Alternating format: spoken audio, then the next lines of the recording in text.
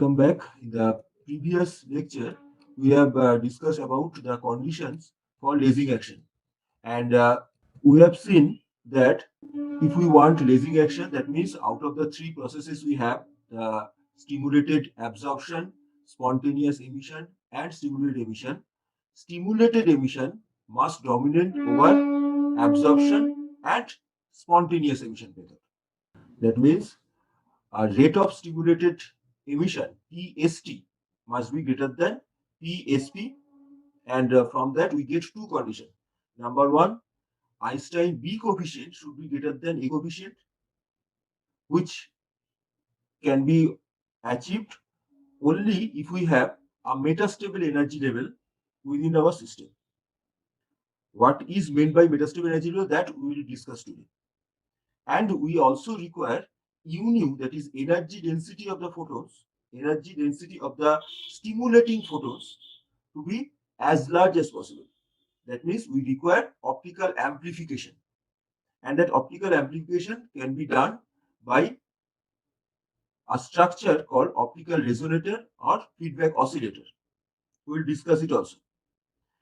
And since stimulated emission should be greater than absorption process, we get the third condition that N2 should be greater than N1. That is, number of atoms in higher energy level should be greater than that of lower energy level, which is not a normal condition. Normally, lower energy levels are more populated than higher energy levels. We want the inverse of that normal population. That's why we call it as population inversion. And it is to remind you that here we are assuming that energy levels are non-degenerate energy levels, and the cross-sectional area are same. We are not going into that concept of cross-sectional area. So for simplicity, now we will understand these are the three conditions that we need to achieve. So let's try to understand one by one. First thing, we observe one condition, that that population inversion, and we say that population inversion can be achieved by pumping. So what is that pumping? So first, let us understand the meaning of pumping. Now the point is, whenever you want an emission process, that is only achievable when you have some atoms in high energy levels. Those atoms, when come down to lower energy level, that means those atoms when de-excite, then they release energy. That means, suppose we have these two energy levels. Generally, as we have seen in Boltzmann distribution also, Boltzmann statistics, that lower energy level, if I say this is our lower energy level E1, and this is say any other energy level, say this energy level is E3, whatever it is, any high energy level. Now we want that high energy level has less number of atoms. So normally at thermal equilibrium, we have a high energy level less populated than the lower energy level.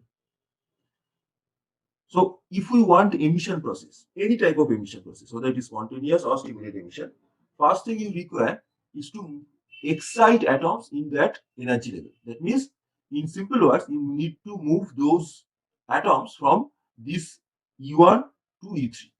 This is required. Now think of your home. Suppose you have a water tank at your roof, and the supply of water is only at the ground floor. So what you have to do? You have to use some device, a machine, that electrical pump. With the help of that pump, you can move your water from ground floor to your roof. And how that pump works? You are supplying some electrical energy to it. Same thing is done here. And that's why we call it as a pumping process. Here we need to pump. Here we need to pump the atoms from lower energy level to higher energy level. That means we need to excite those atoms. And hopefully you understand, to excite those atoms, we need to supply energy. So simple thing is that from external source, you need to supply some amount of energy. And that energy, what amount of energy you require? Energy you require here, you need to move the atoms. That means you need to excite the atoms from E1 to E3. That means at least you need to supply energy which is equal to E3 minus E1. At least you need to supply an energy which is equal to E3 minus E1. If you can supply that amount of energy, then the atom absorbs that energy and gets excited to high energy level. And that process is called pumping. So what is pumping? By means of pumping, we mean supply of energy. So that an atom in lower energy level absorbs that energy and gets excited. Because if you want an atom to move from lower energy level to high energy level, that means if you want an atom to be excited, then you need to supply some amount of energy. What amount of energy? Which is equal to E3 minus E1. So that is called pumping. So pumping is simple. You need to supply energy. That's all. You can supply energy in different form, of course. You can supply it in different way. Like you can directly supply light energy. That means you will supply some number of photons so that each atom absorbs one photon and gets excited. Then that type of pumping we'll say as optical pumping. We'll call it as optical pumping because the energy is supplied in form of light energy. So we call it as optical pumping. Instead of light energy, if you supply energy through, say, electrical energy you are supplying, optical pumping, we'll discuss optical pumping in case of ruby laser. When we talk about ruby laser, we'll observe that how optical pumping is given in that ruby laser, so that the atoms from low energy level will be excited to high energy level. Similarly, when you talk about a gas laser, say helium neon laser, then the energy is generally supplied through electrical energy. Then we will call it as electrical pumping or electrical discharge. We will have some electrical discharge process in the gas medium, and that discharge gives you the required electrical energy. Depending on the situation, we can use the type of pumping. You can supply energy in other way also. That means you are not directly, suppose it is a mixture of atoms. Suppose there are two types of atoms are present. Say one atom is X, another atom is Y. Two types of atoms are present. It's a mixture of atoms. Say helium neon gas. Helium atoms are present, neon atoms are also present. So in that cases, you can excite one type of atom. Suppose our intention is to excite Y type of atom. Our intention is to excite Y type of atoms. But it is very difficult to excite Y type of atoms due to some reason. Maybe they are very heavy. So what we can do, we can excite X type of atoms. That means first we will excite X type of atoms. So it will be now X star. It is now excited. Now it is a mixture of X and Y gas. So all these gas molecules are randomly moving and they are colliding with each other. Due to that collision, when X star, that means excited X atom collides with a Y atom, then due to this inelastic collision, this X star releases its energy and the Y atom absorbs that energy. So that now X star becomes X, that means it is de-excited, whereas Y, which was initially normal atom in the ground state, it now becomes excited. So what we are doing here, our intention was to excite Y atom. So for that, first we have excited X type of atoms. Now due to collision among those X and Y types of atoms, X type of atoms which are excited now, due to that inelastic collision, give some amount of energy to Y star. So that Y atom now becomes excited. So Y becomes Y star now. It is now dx, and it is now excited, and X star, which was excited, now becomes normal atom. That means now it has released its energy and comes to the ground state. Comes to this ground state E1. That type of pumping process is called inelastic collision. We call it as inelastic collision among atoms. So this is another way of supplying energy. It is an indirect method. We are not directly supplying the energy to the required atoms. Then we can supply energy through injection current, which is only applicable for junction semiconductors. That means for semiconductor laser, this is the way the energy supply. So when we will discuss about semiconductor laser, you will understand that process. Because for that, first thing you require to know what is meant by injection current. But that is another way. Injection current. So this is the another way of supplying energy. In fact, you can supply energy through chemical reaction also.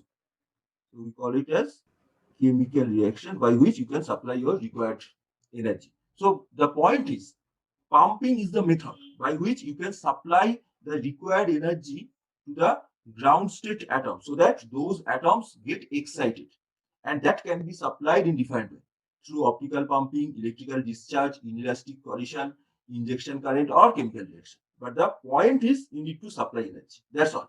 So that is all about pumping. So by pumping, you are exciting the ground state atoms to any high energy level. Suppose instead of E3, if you want that atoms to be in E4 energy level, E4 energy state, then what you will do? Suppose this is E4, this is E4. So what you will do? Then you will need to supply the energy which is equal to now at least E4 minus E1. That amount of energy now you need to supply. That's all. And the process again pumping. Now, next thing, we'll talk about metastable energy state. What is meant by that? Now, we know that in any atomic system, suppose this is your E1 energy level, this is your E3 energy level. If you excite the atoms from ground state to high energy level, say you have excited the atoms from E1 to E3. So now there are some atoms in E3 energy level by the way of pumping. But we know that atoms do not prefer to stay in the high energy levels because low energy levels are most populated. So that is the normal case. But for our lasing action, we have seen that population inversion is also required. That means the high energy levels should be more populated than low energy levels. So in other words, if we think of population inversion and metastable energy level go side by side. In general, in the normal case, we have seen that if we plot number of atoms and x-axis and energy along y-axis, then energy changes like this. That means if we think of the lowest energy level, say this one, it is maximum populated. Next energy level, say this one, is less populated. You observe this is N1, whereas this one is say N2. This is N3. So number decreases. So if I observe only 3 energy levels, you observe the lowest energy level, E1, has maximum number of atoms, whereas E3 has least number of atoms among these three. Now, in case of population inversion, we want a particular energy level, not all. We want one particular energy level, except ground state, to have larger in number of atoms. That means now what we suppose we want the second energy level should have more number of atoms than lower energy level E1. So what we now require, if we now draw it again, that was E3, say this one Here we have E2 say, here we have E1 say. So this is our E1 now. So now this let E3 be same. So this is our E3. E1 is now reduced. Say this is our E1 and this one is now say E2. So in this direction we have energy, in this direction we have number. So this is the condition of population inversion. This is population inversion. Because now you observe E2 has more number of atoms than E1. So there is a population inversion between E1 and E2. Population inversion is only between now E1 and E2. You observe between E2 and E3. Between E2 and E3, there is no population inversion. E2 is still greater than E3. Between E1 and E3, there is no population inversion. E1 is still greater than E3. But between E1 and E2, population inversion occurs. So here, population inversion occurs between E1 and E2. Population inversion occurs between these two energy levels only, E1 and E2. Okay. So this is the population inversion. That is required thing. This is the required thing. Population inversion is required for lasing action. You can have any energy level which have more population than any energy level in the lower energy state. Like here, E2 has more energy level, more number of atoms than E1. But how can we achieve this population inversion? The problem is that whenever you excite some atoms from ground state to any high energy level, like from E1 to E3, whenever you have moved the atoms from E1 to E3, in high energy levels, the atoms do not prefer to stay. As I have said, within 10 to the power minus 7 to 10 to the power minus 9 seconds. So we can roughly say within 10 to the power minus 8 seconds, the atoms get de-excited. That means within this time, atoms will come down to low energy level. It's by spontaneous emission method. By the spontaneous emission method, the atoms will come down to lower energy level. So whatever amount of energy you supply through pumping, that means you are moving more and more number of atoms to higher energy levels, but the atoms are not staying in higher energy levels. The atoms are not staying in that higher energy level. They will spontaneously get de-excited. But if you want population inversion, to occur, then what is the required thing? Required thing is that atoms must stay there. If they do not stay, then you cannot say the number of atoms in high energy level is greater than number of atoms in low energy level. That is the problem. That is the problem which we face in any atomic system. The atoms do not prefer to stay for a longer period.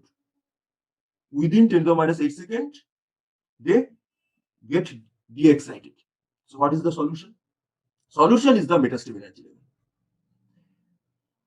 If we can make an energy level, an energy state, suppose now we are thinking of an energy level here. So this is now another energy level E2 between E1 and E3. E2 has some different property. E2 is constructed in a different way. What is the speciality of E2? In E2, atoms can stay for longer period. How long? In E2, atoms can stay, say, for 10 to the power minus 3 to 10 to the power minus 4 seconds. Here, atoms can stay for 10 to the power minus 3 to 10 to the power minus 4 seconds. Now, you may think it is also very small. Yes, it is very small. It is still very small. 10 to the minus 3 or 10 to the minus 4 seconds is very small. But compare it with 10 to the minus 8 seconds. In comparison to 10 to the minus 8 seconds, now the lifetime is 10 to the power 4 to 10 to the power 5 times larger.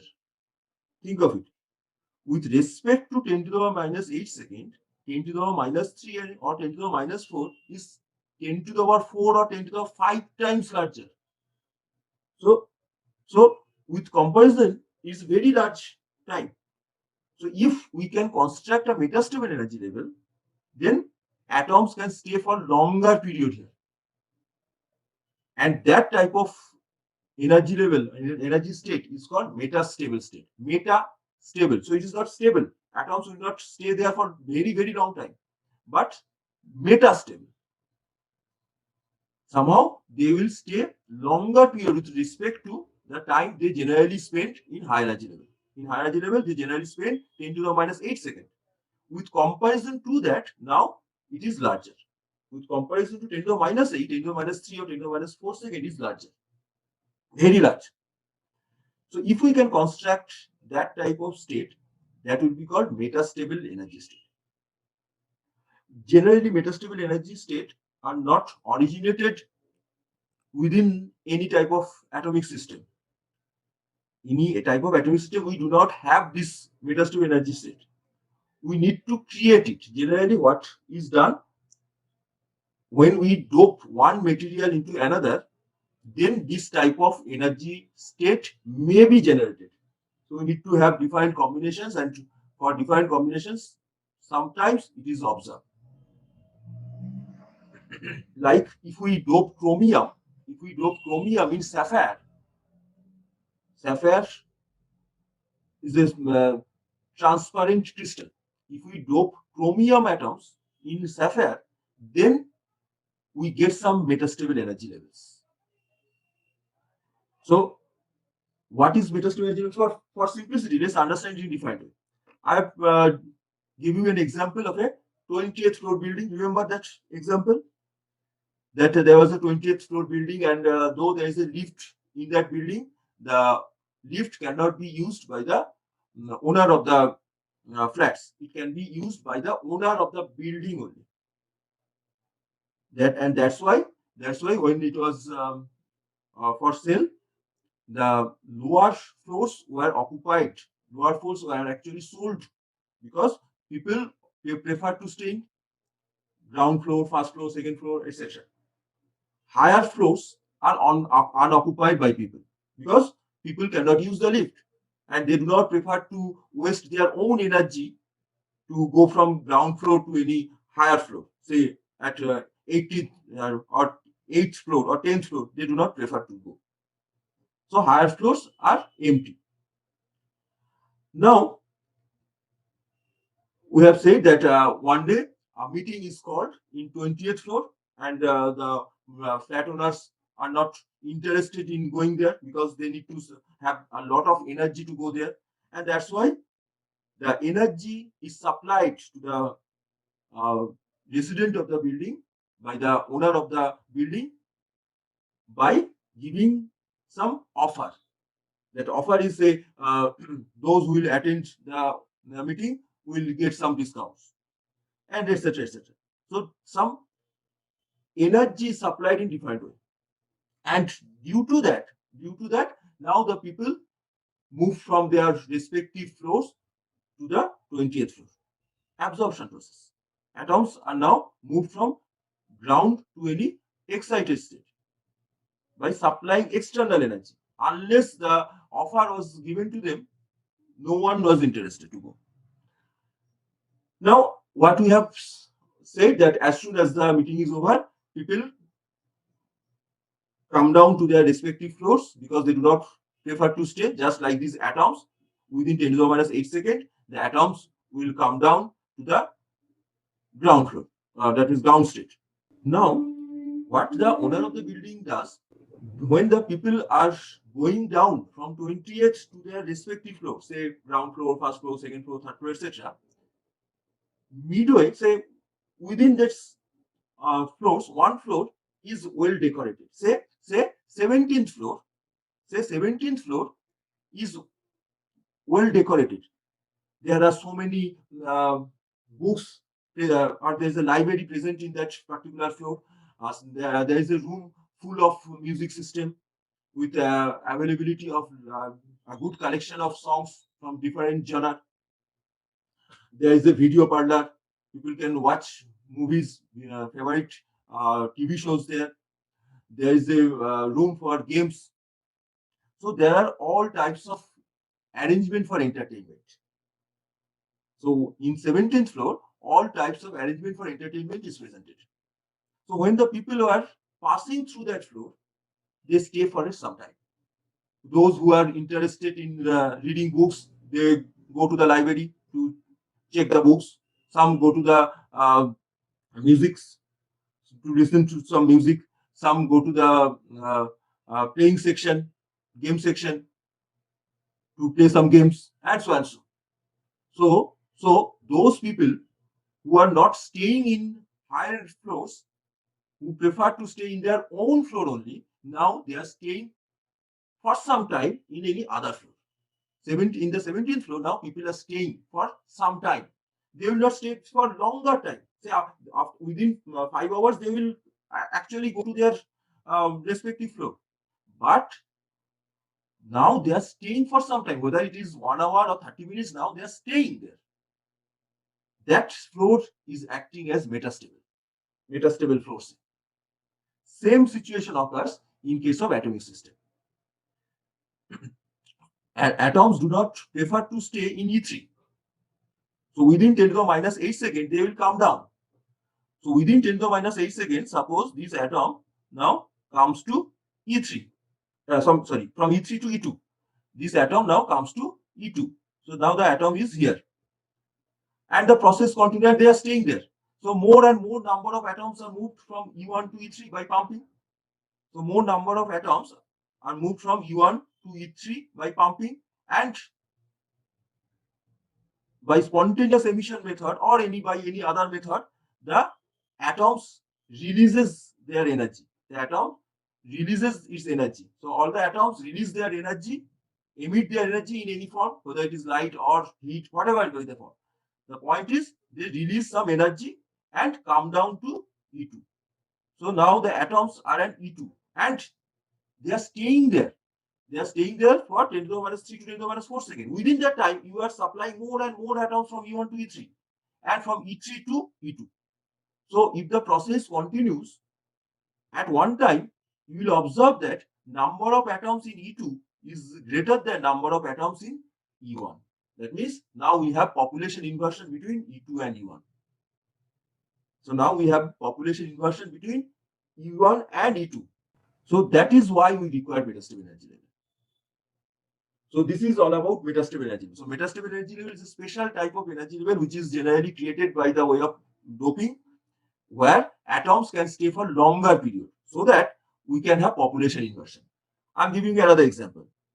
Suppose now we are considering a 4 levels energy system. So say this is our E1, this is E4, there is another here E3, there is another E2. Okay. As I told you earlier that population inversion can be between any two energy levels. Suppose now E4 is the metastable energy level. That means this is our metastable. And rest, that means E2 and E1 and E2 and E3 are normal energy levels. So what we can do? By pumping, we can move atoms from E1 to E4. And if in E4, they will stay for longer period. So they are not coming down to E3 spontaneously. They are staying there. So we are supplying more and more atoms from E1 to E4 and they are staying there. After 10 to the minus 3 to or 10 to the minus 4 seconds, they will come to E3. Now they will come to E3. But E3 is normal type of energy level. So atoms will not stay there. So as soon as the atoms come here, as soon as means they are almost 10 to the minus 8 seconds. Within that time, they will come to E2. And E2 is also a normal type of energy level. That means they are also atoms will not stay. So they will come to E1. So eventually only E4 energy level is the only energy level where atoms can stay. Therefore, if you continue the process, after some time, there will be more number of atoms in E4 than E3. So now population inversion will be between E3 and E4. Now we get the population inversion between E3 and E4. And pumping is between E1 and E4. So please keep this in your mind that pumping is in between. In the first example, pumping was done in between E1 and E3. Pumping was between E1 and E3. And population inversion was between E2 and E3. Different. Defined combination. Pumping is in between E1 and E3, and population inversion is in between E2 and E3. In the second example also, you observe pumping is in between E1 and E4, whereas population inversion occurs between E3 and E4. Population inversion is between E3 and E4. So it would be always pumping and population inversion must be between two different pair of energy states. So in case of metastable energy levels, again, suppose first again we are doing the example of the first one. So we have three energy levels. E1, E2 and E3. And E2 is say metastable. E2 is metastable energy level. That means whatever is the metastable energy level, we will always know that population inversion will be between that energy level and just the level below it. Like here, it was between E2 and E1. E1 is just below E2. E2 was the metastable. Similarly, here E4 was metastable. So population inversion occurred between E4 and E3. So what I am saying here, okay, one thing another I should mention here, as I have said earlier that this metastable state generally not present in atomic system. We need to do something different like doping. Then we can get this metastable energy state. And then the medium in which we have the metastable state is called active medium. Then we call it as active medium. Active medium is the medium in which metastable state exists. That means where it is possible to have population inversion. In all medium, it's not possible to have population inversion. Like if you have sapphire only. In sapphire, we cannot have population inversion because we do not have the metastable state. So that is not active medium. But when we dope chromium in sapphire, then metastable energy level is created. Now there is a possibility of population inversion. Then we call that medium, that means chromium doped within sapphire. Sapphire doped with chromium, that system is now called active medium. Helium, say, if you use helium gas do not have any metastable state. That means there is no chance of population inversion in helium. Now, if you dope some neon in helium, then we have metastable state. That means there is a now possibility of population inversion. Then we call that helium neon gas mixture as active medium. Now we try to understand the process. What we want stimulated emission process. We want stimulated emission process to dominate over spontaneous emission process. So for that, suppose it's a 3-level energy system. I'm not considering other energy levels because that is not required for 2. I'm only considering the lowest 3, E1, E2 and E3. So E1 is most populated. We know more maximum number of atoms are present in E1, less number in E2, and then more less number in E3. Okay. So what we want to do, we know that E2 is the metastable. That means population inversion will occur between E2 and E1. So pumping cannot be within these two. So what we'll do, we'll use the pumping between E1 and E3. That means by some supply of energy, depending on the situation, whether you supply energy optically, electrically, chemical reaction, whatever the process you favor, depending on the situation. You supply energy. That is the most important thing. You supply energy. That means you do the pumping process. You supply some amount of energy. Now these atoms in E1, they will absorb that energy and get excited to E3. So now some atoms will be in E3. But they do not prefer to stay there because within 10 to the minus 8 seconds, the atoms will be de-excited.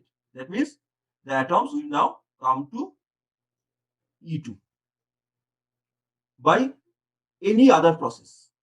It can be spontaneous emission.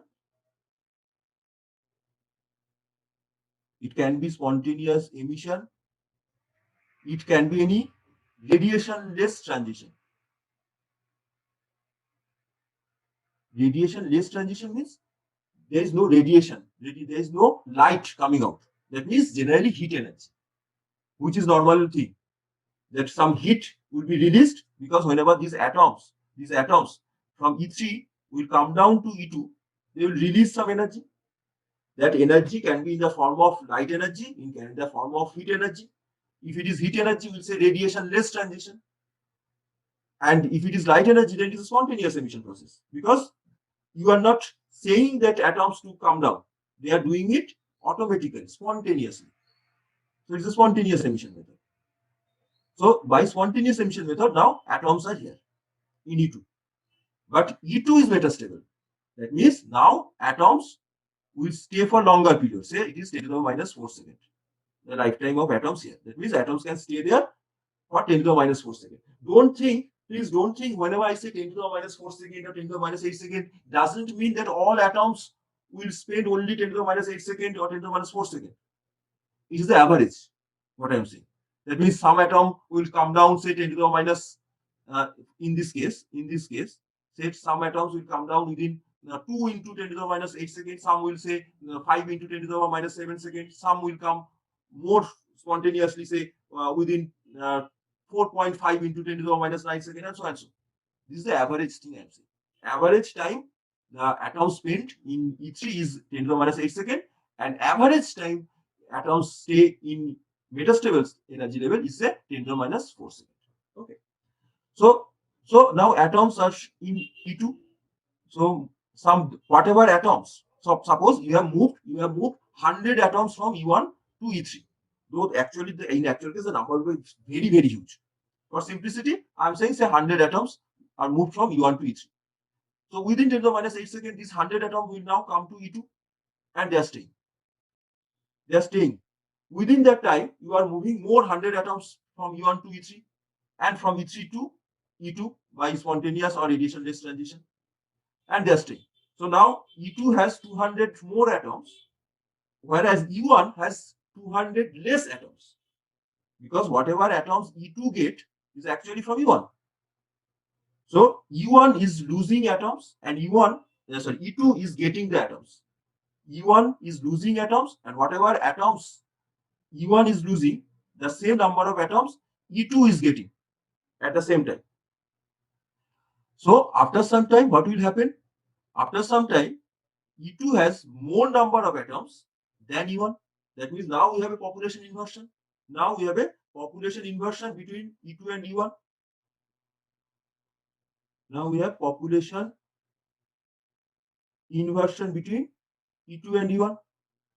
So when population inversion is reached, now we are ready for lasing action. Now we are ready for lasing action. So then after 10 to the minus 4 seconds, one atom will come down spontaneously. One atom will come down spontaneously. That means a photon will be emitted. Now this photon which is emitted now stimulates another atom to come down. So now another atom will come down by the stimulation from the photon generated. So now we have two photons. And what type of emission process is now? It is the stimulated emission process. Now with these two photons again stimulate two more photons. That means what we have started, one photon, it creates two photons by stimulated emission method. These two photons now each create two more photons. These four photons create more photons by stimulated emission method. And the process continues. So we get an avalanche of photons. We get a large number of photons. And we get lasing.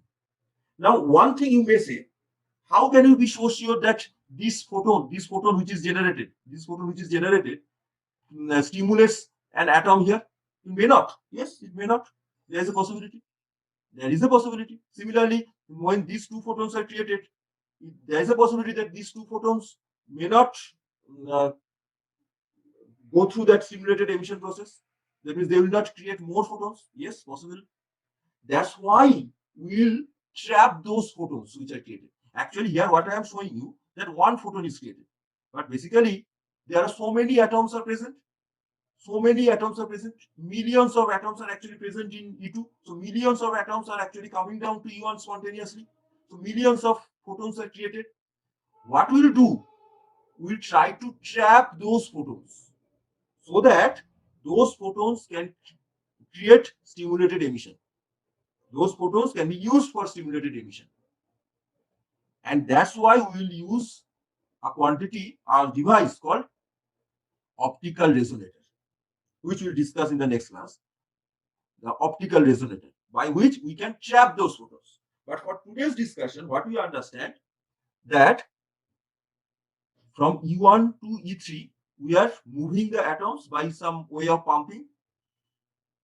E3 is normal energy level, so atoms will not stay there for longer period. So within 10 to the minus 8 seconds, they will come down to E2 by any radiation less transition, that means by releasing heat energy, or by spontaneous emission method. No stimulated emission. That means, remember, for laser, we require only stimulated emission. And that's why the acronym light amplification by stimulated emission of radiation. We do not require any other process. We require only stimulated emission. But so this one is not the way we want. This is only for the atoms to come down to E2. E2 is metastable, so atoms will stay there for longer period. So when the atoms are staying, we are moving more and more atoms from E1 to E3, and therefore from E3 to E2. So we are moving more atoms from E1 to E3 and then E3 to E2. Almost spontaneously, because within 10 to the minus 8 seconds the process completed. So more number of atoms are now in E2 and the process continues. So ultimately we will get more number of atoms in E2 than E1. That means population inversion is achieved.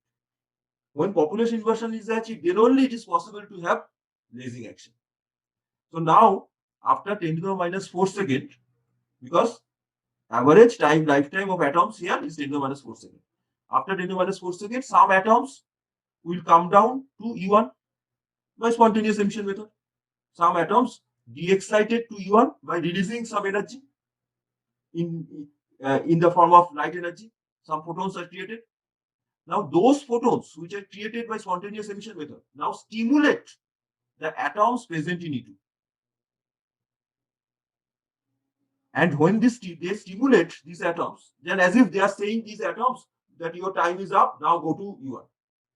So due to that stimulated process, now the atoms from E2 de-excite to E1. Now these atoms de-excite to from E2 to E1. And this is the stimulated emission process. And we know in stimulated emission process, one photon is created and there is one stimulating photon. So now we have two photons and there is a basic condition. The condition is that newly created photon, that is the emitted photon, must have same direction, same state of polarization, same phase as the stimulating photon. That means all these photons which will be created by stimulated emission method will be in the same direction, highly directional. You understand? They are moving in the same direction because all are created by stimulated emission method. And who has actually created? Suppose this one actually started. So all these photons must have same direction as the initial one. So all have same direction, highly directional. They have same phase as the initial one. So all of them have same phase. That means highly coherent. And all the other conditions like state of polarization should be same for all.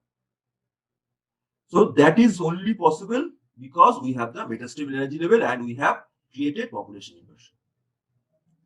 Now, last thing we require for lasing action. So what are the conditions for beta source? First one was coherent, highly coherent. We are observing that this will be highly coherent because whatever photons are created, all are created by stimulated emission method. And they have same phase. That means highly coherent. Highly monochromatic. Why? Because you observe they have created between these two energy levels, E2 minus E1. And E2 minus E1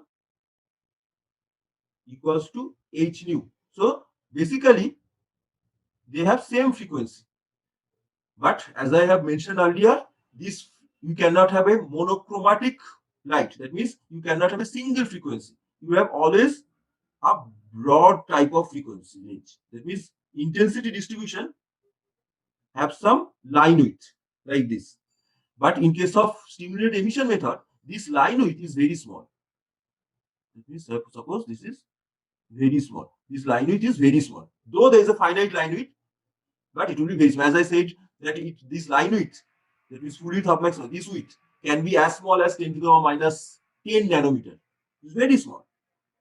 And there are different line broadening mechanisms which are not going, we are not going to discuss those things. But the point I want to make that though there will be some broadening, but this broadening, we cannot have a single frequency. We have a range of frequency, but this range for stimulated emission method will be very small. So they are highly monochromatic, and they are all are moving in the same direction, so highly directional. So three conditions are satisfied by stimulated emission method. And why we could get the stimulated emission method? Because we have a metastable energy level, we have a population inversion created. Last point is left. What is that? Highly intense. The light energy coming out of laser will be highly intense. That means energy per unit area per unit time will be very large. Not the energy. Please keep in mind. Not the energy, not the power. That is important. Here the intensity is important. Intensity means power per unit area. Intensity is power per unit area. That means the area should be very small. So how can we achieve it? How can we increase the energy density? That we'll discuss in the next class with the help of optical resonators.